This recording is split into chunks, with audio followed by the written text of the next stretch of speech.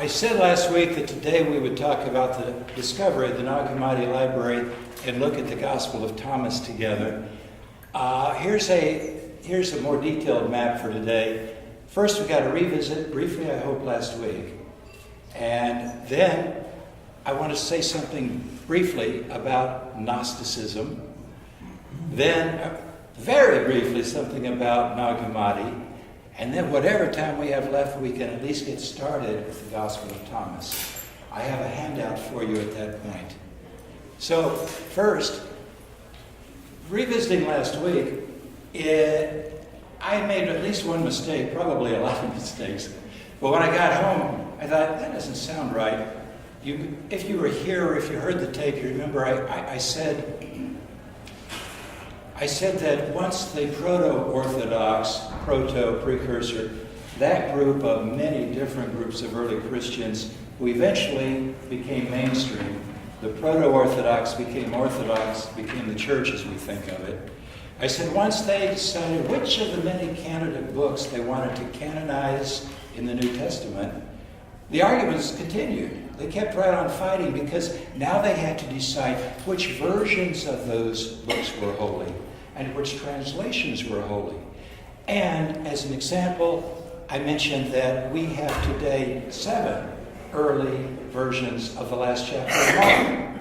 Well, I went to my book on canon by the late great Bruce Metzger from Princeton, who was our preeminent authority on the transmission of New Testament documents. And sure enough, he says, not 7, 9.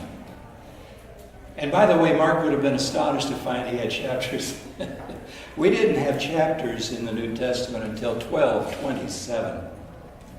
Stephen Langton, who was the Archbishop of Canterbury, made those divisions. And we didn't have verse divisions in the New Testament until 1555. A guy named Estienne, Robert Estienne, who went by Stephanus, he made the verse divisions by analogy with a rabbi named Nathan a century earlier who had done that kind of service for the Hebrew Bible. Those divisions are in our Old Testament. And the first English Bible to then print both chapter and verse divisions was the famous Geneva Bible. Jim, what, 1580 or so? Yeah, somewhere in there. Yeah, 1580 or so. King James is 1611. That's the only one I read. Yeah, okay. My second, not a mistake, but a clarification. I mentioned that we get our word gospel from the Old English, not from the Greek. The Greek is euangelion. Somebody last week mentioned the proto-evangelium of James. Who was that? Ken Scary, he knows an awful lot. Proto, as in proto-Orthodox, a proto-evangelium is the Latin for gospel, from this word in the Greek. A proto-gospel is not a biography of Jesus, but of his ancestors. In that case, legends about Mary, I think, right? We'll talk about that next week a little bit, okay? Although the Greek word for gospel does give us English words like evangelism, evangelical, evangelist, right? Third clarification. I said last week that it took a long time, even among the proto-Orthodox, for the list Athanasius came out with of 27 books in 367 to catch on. And I mentioned that the great codices from the 4th and 5th century, like Sinaiticus, include some of our books. They also have books like the Shepherd of Hermas, 1st and 2nd Clement, the Epistle of Barnabas, okay? But I should have pointed out that codex is simply Greek for book, separate pages bound on one side, as opposed to the old technology of the scroll. That's important because when we get in a moment to the discovery at Nag Hammadi, those were codices, not scrolls. Unlike a year and a half later, was it? We had the great discovery of the Dead Sea Scrolls, which were old Jewish writings. And my fourth clarification, I was celebrating Ken again. He said something last week that I didn't, it's so important I should have taken more time with it.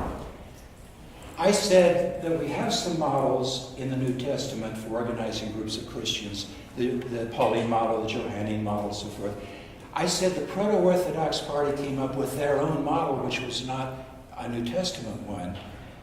A rigid hierarchy of bishops, priests, deacons, teachers of classes, and so forth. And Kent quite rightly said, well, those are words that we do have in the New Testament. And I should have said the point is, absolutely right, the point is the Proto-Orthodox took words that were generic and gave them new specialized church meaning. For example, episkopos simply was a Greek word that meant overseer, boss, any boss. Ned was my episkopos. Or the word that we get priest from eventually, presbyteros. Presbyteros was a generic word for old man. Yeah. So, our friends the Presbyterians, their church structure, involves presbyteries, which were originally groups of old men. Now women can be on the presbytery. And they even have an office called youth elder. The young old man. So elder or old man, that was presbyteros. Now, if you think about 1 John, 2 John, 3 John, you remember the writer is referring to somebody, a name that he says his audience knows, called the old man, the presbyteros. Our English translations generally render it as the elder, and they'll often capitalize it. And scholars argue about whether that should be capitalized if they have specialized language like that at that early point or not, you see. So, deacon, diakonia. I checked. It pops up 29 times in the Greek New Testament. It's everywhere. Diakonia just means service. Any kind of service. Jesus goes to the house of Mary and Martha, remember? Mary chooses to sit at his feet and listen. Martha goes to the kitchen, whips up the hors d'oeuvres, brings them out, washes the dishes. The text says that Martha is in diakonia. She's in service. We used to have waiters and waitresses. Hi, I'm Martha. I'll be your server tonight. A deacon. So does that make sense today? Okay. All right. They were trying to pick words that were there in the New Testament, of course. The famous example is homoousios. At Nicaea, the argument was Jesus of the same substance, homoousios, with God, or of like substance, homoousios, and I. And the argument against homoousios, the argument against either one was that you didn't find those words in the New Testament. But the Emperor Constantine said, I want homoousios, and he had a way of getting what he wanted. Gibbon, in Decline and Fall of the Roman Empire, says, so the fate of the empire hinged on an iota. Okay. Are there other clarifications, corrections from last week? If you think of them, email me and we'll get them in next week. One screen review. We do have it on at the website if you'd like to check it out again or for the first time.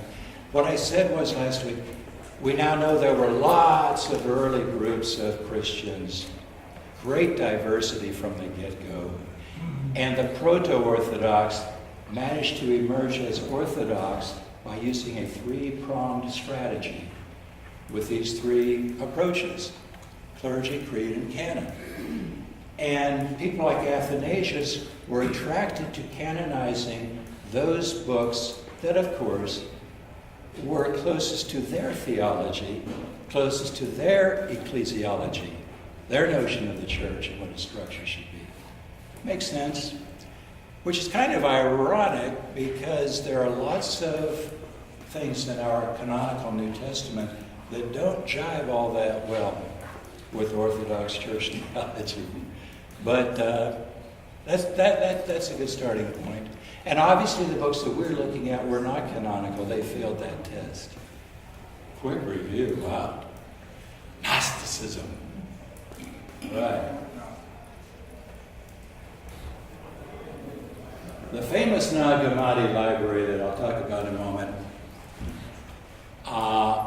was a buried jar with 13 codices, pages made from papyrus, and bound on one side, bound in leather. Actually, there were 12. There was a 13th codice that had lost the cover, and the pages were loosely stuffed into one of the other books. Okay? And in those 12, 13 books, in all, we have 52 different texts. So they're anthologies. And the texts are not just Gospels, of course. We have apocalypses, we have dialogues, we have all kinds of other things. They were discovered in 1945, and I'd love to tell you the story, but I've done better than that. The first page of the handout we're going to give out, the first page of the handout is a beautiful one-page summary by the ubiquitous Bart Ehrman, and he tells the story. It's such a wonderful story. If you tried putting it in a novel, no publisher would touch it because it's so unreal, even for fiction.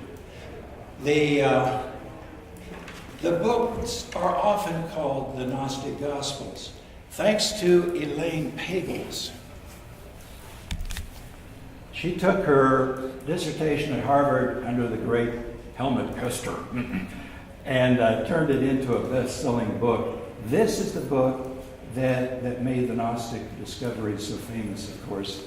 And it was 1979. 1945 to 1979. It took a long time for the discovery to make its way into popular imagination. And even Pagels today acknowledges that is kind of an unfortunate title. For one thing, Gnosticism is a very broad brush. It tars over lots of disagreements they had with each other. Some scholars today say we might as well stop using it. It's not serviceable anymore. Another problem with Pagel's title, that's now in popular usage, is that a lot of these are not Gospels. And not even 20 of them are. We have about 20 non-canonical Gospels, but not all from that cache. And furthermore, some of them in that find are not Gnostic in nature. One of them we'll look at next week is the Epistle of the Apostles, I mentioned it up there, is in fact written by an Orthodox or proto-Orthodox Christian to undermine Gnosticism. So the Gnostic Gospels we're stuck with it, but it could be improved on. We get the word from this weird-looking squiggle, gnosis. Gnosis, which means simply knowledge. No, it doesn't. A special kind of knowledge. Inside scoop. And the point is, we've even got Gnosticism in the canon. There are two famous verses in chapter 4 of Mark that scholars today, I gather, just don't know what to do about. I have a bunch of commentaries on Mark at home, and scholars just pull their hair out over these two verses. You can read that for yourselves. I don't have to read that. Now, Mark doesn't say that Jesus says to his disciples, to you has been given the gnosis. He uses the Greek word mysterion. To you has been given the mystery. Synonyms. And then again, later in chapter 4, Mark says, along with his disciples, he gave them the gnosis and taught the secret. There were public teachings and inside teachings. When I hear the term Gnostic, it's like you just said, an inside scoop, special knowledge. So I'm wondering what the term is. I understand it's broad, but when I hear it, I think special knowledge, and I think, well, there might be all kinds of groups claiming special knowledge that might not be in agreement with one another. Yeah. But to me, the term remains useful. Maybe I'm oversimplifying, but No.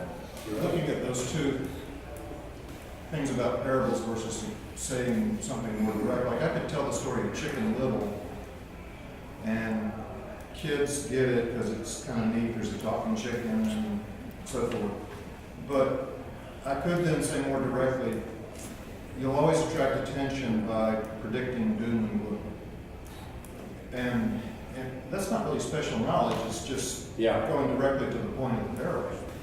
Let me go into this special knowledge then. Because, I'm proud of this screen. I know pride goeth before a fall, but I can't help myself. I worked hard to get Gnosticism onto one screen for you. Is yuck a theological term? The Gnostics generally, as a starting point, it's a useful term to start with anyway, Tom, I agree. They said that we are spiritual beings who are trapped in the world of stuff. And the physical universe is yucky. Okay, there's the fallen creation story for you, with their spin on it. And right here, I can give you an example of how much they differ with each other. Some Gnostic groups said, well, since the body is yucky, let's stay away from chocolate, no sex, diet all the time. Others went to the other extreme. They were libertine. We'll look at one group next week that actually incorporated sexual orgies into their worship services. Okay? And the way we escape this impoverished world of the physical is by this special knowledge, which Jesus taught to his disciples, and we have it for you. That was the general Gnostic approach.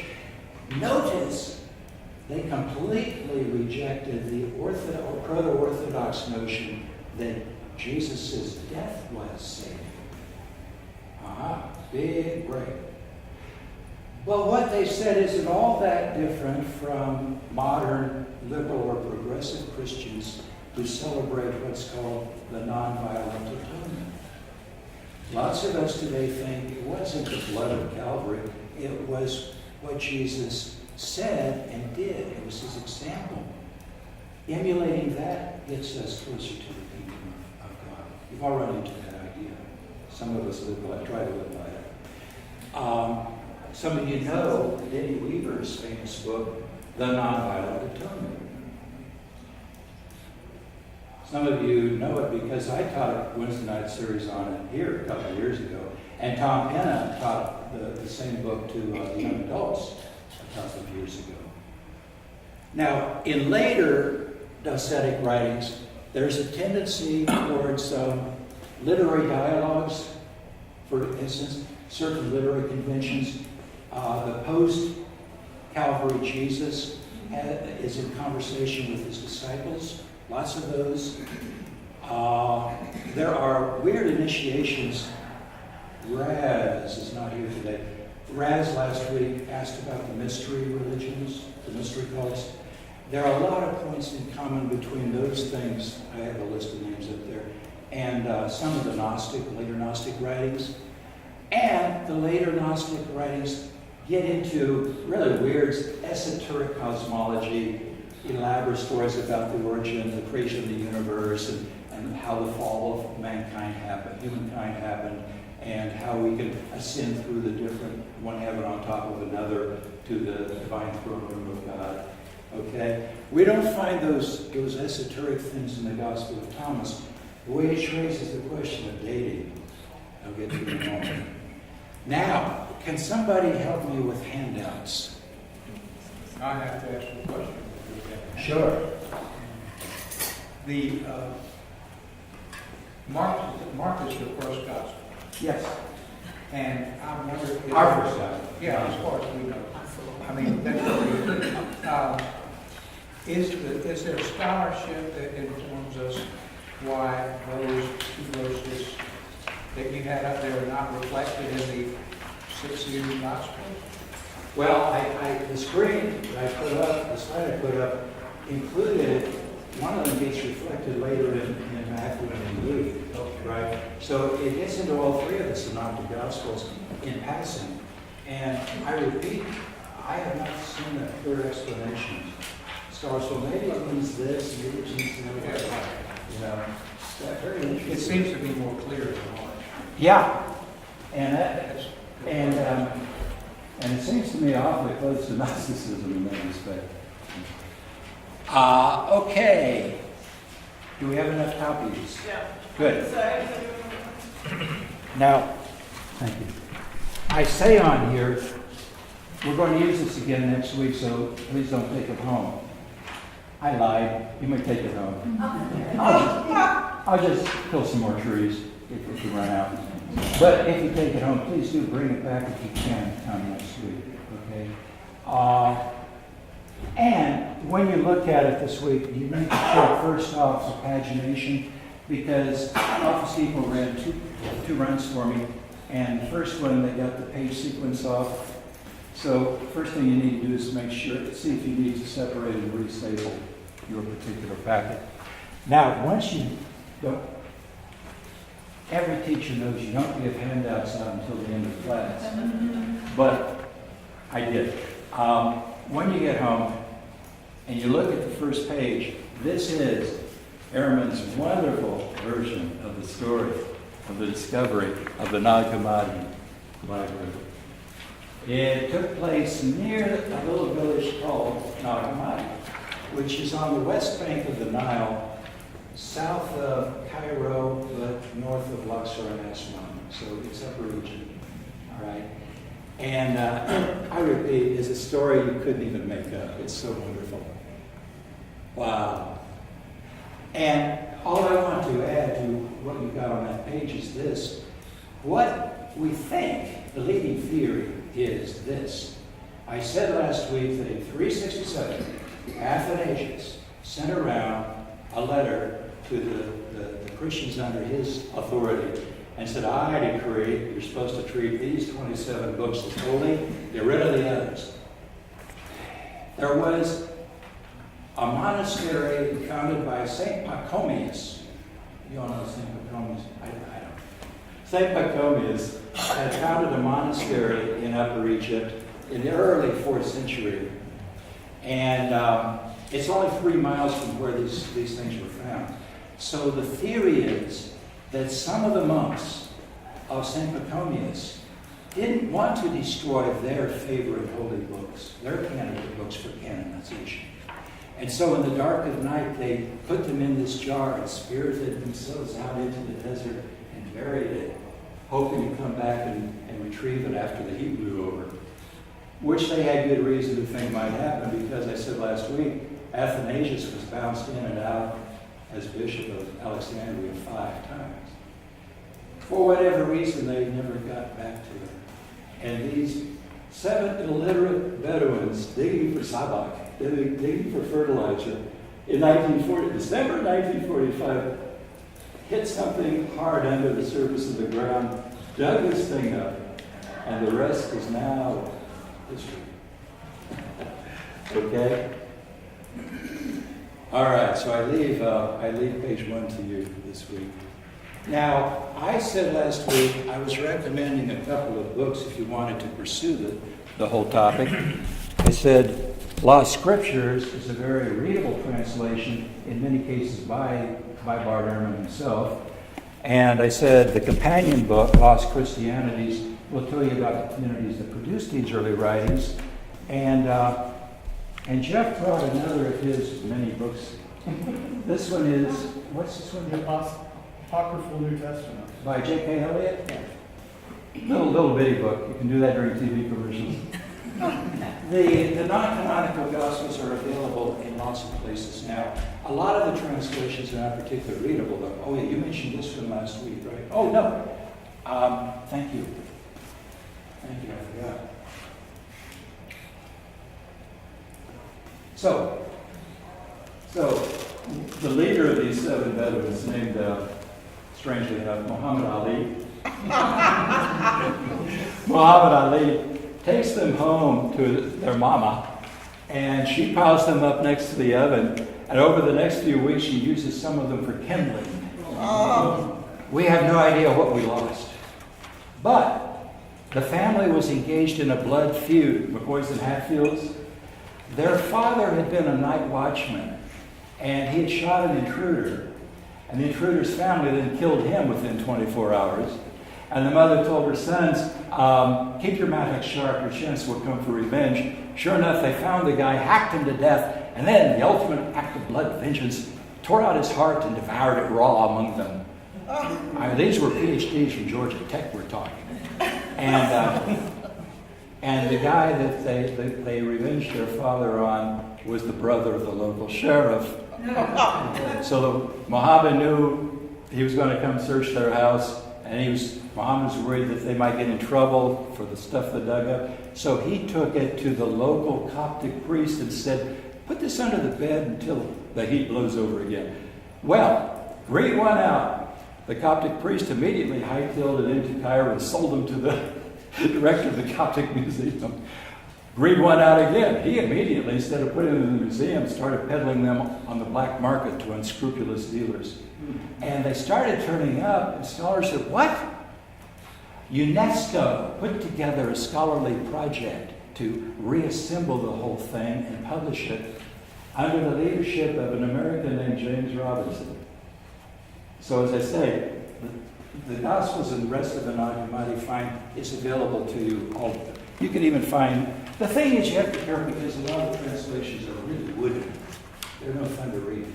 That's why I recommended Ehrman in particular.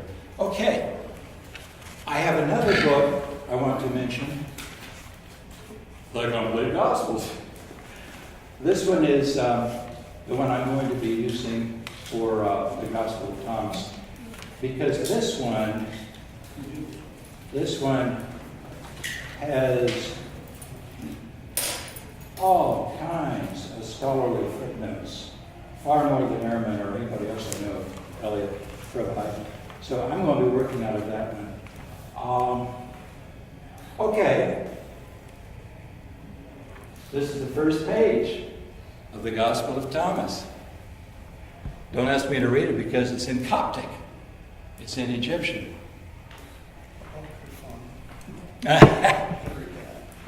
And we speculated that that this was a Coptic translation of an original that was in Greek, because some of the phrases were Greek phrases who were literally translated. They didn't make sense much in Coptic. And then I'll tell you what happened. But I think even in this slide, if you squint and use your imagination, you can see that the texture of the page is kind of cross-hatched, right? They would take the papyrus plant and mash it, add water, make a slurry out of it, spread it out on a flat rock, take a comb and draw it this way, and then lightly draw it this way, so that the long fibers formed a dense mat. And then they dried in the sun. When they got done, they had paper. And you could then wet the edges of a couple of these pages and mash them flat and dry them. Pretty soon you'd have a scroll. Make sense? Boy, the things you and I take for granted. The first verse says, it is written by Didymus Judas Thomas, which is a weird name because it's Greek plus Hebrew plus Aramaic for twin. There was, an early legend that Jesus had a twin. Well, maybe so, maybe not. This particular name has survived on only one other document from the ancient world, and it's called the Acts of Thomas, and it's in Syriac. It's from Syria. So that leads some people to think the Gospel of Thomas may have originated in Syria. We don't know. The literary genre, well, for one thing, it's a sayings gospel. Scholars use terms like logion, logia, from logos word. Jesus sayings. And this is a sayings gospel. It consists of 114 Jesus sayings. A couple of dialogues with his disciples. No narratives. Nothing about Calvary, nothing about resurrection, nothing about Son of God, none of that. In terms of literary genre, it's also in the tradition of Jewish wisdom literature. You remember, some of you who are fond of Marcus Borg. Marcus Borg used to argue that above all, Jesus was a Jewish wisdom teacher, right? That's what we find in the Gospel of Thomas. And you know from books like Proverbs, the wisdom tradition tends to be conservative. It tends to be very, very conventional.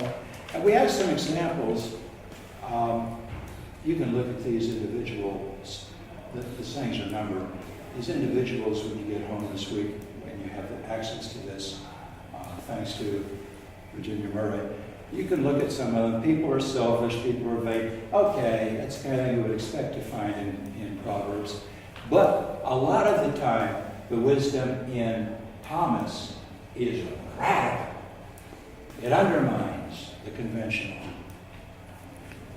And there are some examples for you can check out later. How is it organized? These 114 sayings generally seem to follow what's called catchword style. You probably already know that word. Catchword. For example, in Mark 9, there's a famous example. Jesus talks about hell, Gehenna, where the fire never goes out. As you know, everyone there is salted by fire. Oh, salt. Salt is good, but it's kind of free association. Make sense? All right? And I said that we think what we have is a copy translation from a Greek original. Here's a weird story for you. Back between 1890 and 1910, two English archaeologists ran a team in Middle Egypt at a place called Oxyrhynchus. And for 20 years, they had this dig going. They found a huge old trash dump, a garbage pit. Scholars, archaeologists, love to find old toilets. They can tell what people's diet was and reconstruct much of their lives from that. They love to go through my trasher room. They learn everything about me. Well, they spent 20 years digging around in Oxyrhynchus, found all kinds of documents, as well as, of course, old tires from cars and so forth. They found an unknown play by Sophocles. Okay, but they found in 1894 3 fragments in Greek from an unknown gospel, not from the same text. They were 3 different kinds of papyrus, 3 different kinds of handwriting. And they published these in 1904, fragments from an unknown gospel of Oxyrhynchus. And then, in 1945, we dug up the Gospel of Thomas. Finally, it became available to scholars. Can you imagine the rush that this French guy, Puech, must have felt when he was looking, having read the Gospel of Thomas, at these 3 old Greek fragments, and realized they were not from an unknown gospel any longer. Okay? Now, dating is awfully important before we get into the Gospel of Thomas. Kim, Tom, Jeff, my sense is that most scholars put this in the 2nd century, where most of the Gnostic writings that survive come from. But there's a very, very interesting argument. I'm no world-class scholar, but it makes sense to me, frankly. There's a very interesting argument that is early, maybe in the 50s, even before Mark, maybe of the same time layer as the famous Q. What was Q? Kavela, the Greek word for source. There are lots of sayings we have, sometimes word for word, in Matthew and Luke that are not to be found in their common source, Mark. And so for a long time, scholars have said there must have been an earlier gospel, let's call it Q, that both of them drew on. It wasn't known to Mark. And Q apparently was just Jesus' sayings. No narratives, no theology. But the big argument against Q was that we don't have any gospels like that. Get off.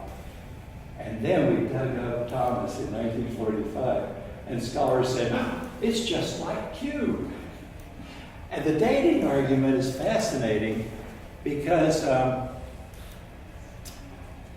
okay, I said earlier, the later esoteric stuff we find in Gnostic writings we do not find in Thomas. Either it's late, it is 2nd century, and the writer didn't have to go into those things because he could figure his audience had all the other Gnostic writings. Or it is in fact early, and that development hadn't taken place yet. What we have in Thomas may be the rudiments of mature Gnosticism.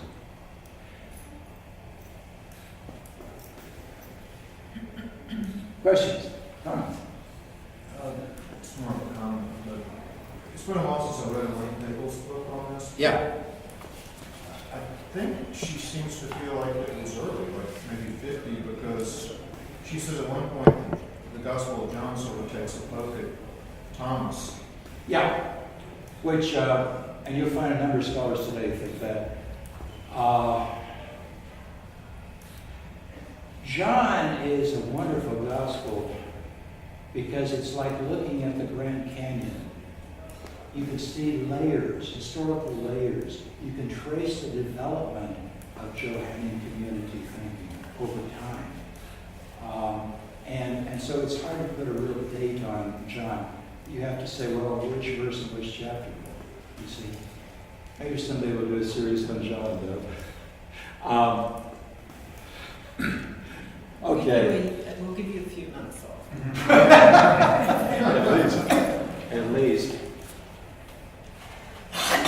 It's not just Hegel's Karen Kane from Harvard. I mentioned the great Helmut Kester, who's still alive, chaired the department there forever. He and Karen Kane still argue, I think, for an early dating. So the consensus, they're bucking the consensus, but it's an interesting argument, I think. All right, if you go to the handout,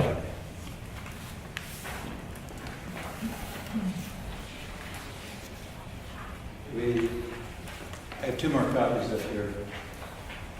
Okay. If you go to the handout,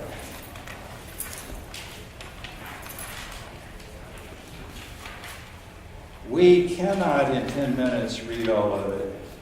We can make a little start, and with what I've told you today, you might be able to have enough springboard for reading it yourself this week, okay? But first, I've been gabbing way too much. Other comments, other insights? Okay. Let's pass this around, okay? I wonder how far this cord will reach.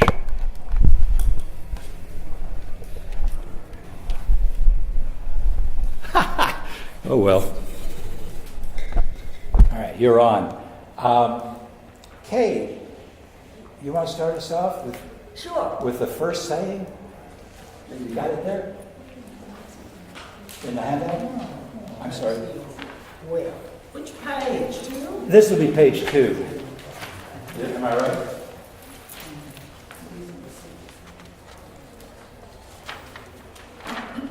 Yeah, page 2 up here in the corner, okay? If you see that. It says, these are the secret sayings which the living Jesus spoke, and which Didymus Judas Thomas wrote down. Take it, Kay, verse 1. Okay, and he said, whoever finds the interpretation of those sayings will not experience death. Okay? There's your basic Gnostic approach. Jesus' words have the saving knowledge you need to escape not just death, but this world. Jim, verse 2. Jesus said, "Let him who seeks continue seeking until he finds. When he finds, he will become troubled. When he becomes troubled, he will be astonished, and he will rule over the all." Doesn't that sound familiar? Seek and ye shall find. Fully half of the verses in these 114 are, sometimes very close, are reminiscent of Jesus' sayings in our canonical Gospels. We think that many of them may be authentic, the ones that are not also found in our canon. We think that Gospel of Thomas may actually include some legitimate Jesus sayings from the old tradition. And then scholars argue over which ones. Okay, verse 3. Jesus said, if those who lead you say to you, see, the kingdom is in the sky, then the birds of the sky will precede you. If they say to you, it is in the sea, then the fish will precede you. Rather, the kingdom is inside of you, and it is outside of you. When you come to know yourselves, then you will become known, and you will realize that it is you who are the sons of the living Father. But if you will That's not... enough. Perfectly cut. You got more? Yeah. But if you will not know yourselves, you dwell in poverty, and it is you who are that poverty. Oh, I don't even have that in my translation. Okay. Some of, not many, but some of the sayings in the Gospel of Thomas are borrowed from other people. Like Socrates was famous for saying, know thyself, right? Of course, I took an NEA seminar at Emory thousands of years ago under John Sitter, who was then the department head, and we were studying Mark Twain for the summer. And I remember the very first thing John said was Twain didn't say 1/10 of the things attributed to him, but some people are magnets for sayings, as Mark Twain said. And some of this clearly has happened with Jesus in the Gospel of Thomas, for example. But the key thing here is this inside you and outside you business. Any idea what that's about? Yeah, Tom? This is from personal experience and some of the things I've heard and been taught. There's a tendency sometimes to think of God as way up in heaven, as if it were a distant place. And when I pray, I feel it's more I'm tapping into something internal. I watched, this is a controversial guy, I guess because he's so popular, but Joel Osteen did a talk which is on YouTube involving God in your daily life. And he said, no matter what you do, go to the gym to work out, learn how to better workout, include God. And so it's like a resource internally that one can tap into. And if one is not connected, then we just stumble around and make all kinds of mistakes. Yeah. Isn't there a canonical saying something about the kingdom of heaven is all around you and you don't see it?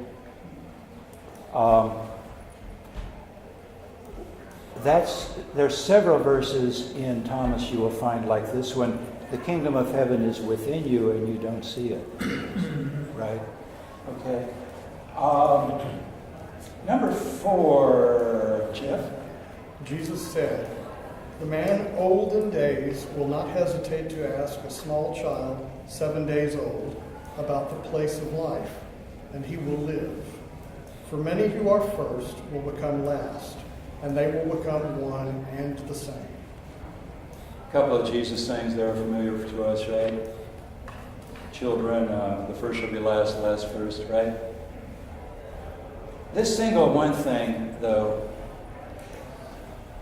some of the sayings in Thomas you'll find seem to hearken back to a primordial human being that was not yet divided into male and female, and seem to suggest that becoming androgynous is one of the steps towards getting back to God. Some of the other Gnostic writings, I don't think it's in Thomas, suggest that when we were divided into male and female, women are bad, and women must be. Oh, there is a Thomas saying about Jesus says, when women become men, then they will be saved. Oh yeah. Okay. Number 5, please, Gary. Jesus said, recognize what is in your sight, and that which is hidden from you will become plain to you. There is nothing hidden which will not become manifest. Sounds familiar, right? We're out of time. Let me just make you skip around a little bit. Look quickly at 9. We're not going to read it. A sower went out. You see that? Mm-hmm. You're going to recognize this parable. Or look at number 18. Ken, can you read number 18 in the translation? The disciples said to Jesus, tell us how our end will be. Jesus said, have you discovered then the beginning, that you look for the end? For where the blessing is, there will the end be.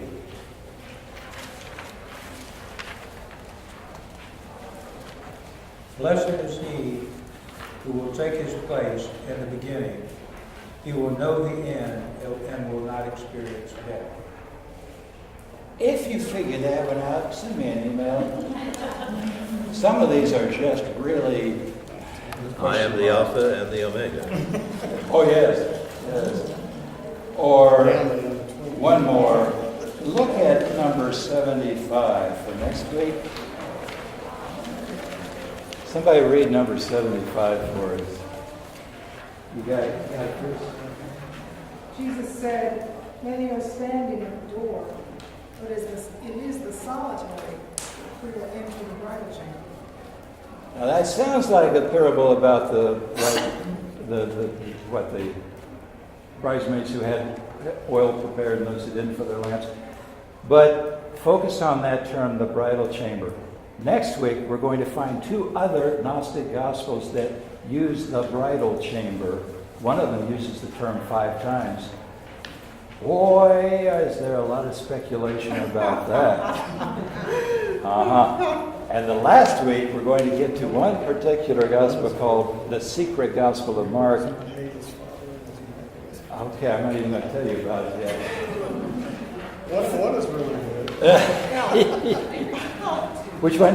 Whoever does not hate his father and his mother as I do cannot become a disciple to me. As I do is added from our doctoral version. Thank you so much. I hope I'll see you next week or see you online.